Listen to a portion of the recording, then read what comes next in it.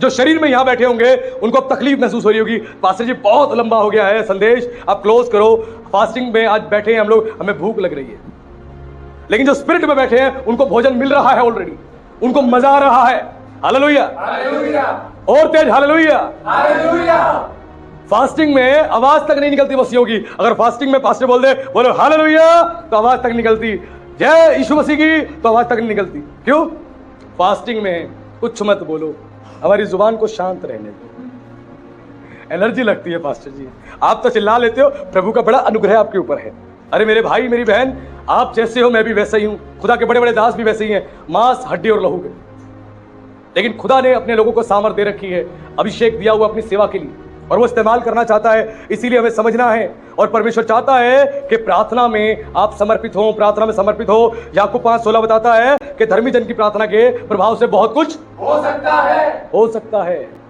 जब कोई विश्वासी प्रार्थना करता है, उसकी प्रार्थना के रिजल्ट नहीं आते, कोई चर्च का बिलीवर प्रार्थना करता है, उसके रिजल्ट नहीं आते, बीमारी ठीक नहीं होती, उसकी प्रॉब्लम का सोल्यूशन नहीं होता, उसकी समस्या नहीं जाती, लेकिन जब वो अपने पास्टर को बताते हैं या किसी आत्मिक जन को बताते हैं, और जब वो उनके लिए प्रेयर करता है, उनकी प्रॉब्लम का क्विकली सोल्यूशन हो जाता है।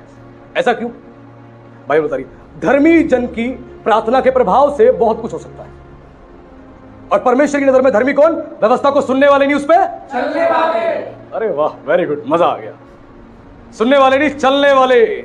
तो परमेश्वर की दृष्टि में धर्मी वो है जो वचन को सुनते नहीं, वचन पर चलते हैं, जो फ्लश में नहीं स्पिरिट में रहते हैं।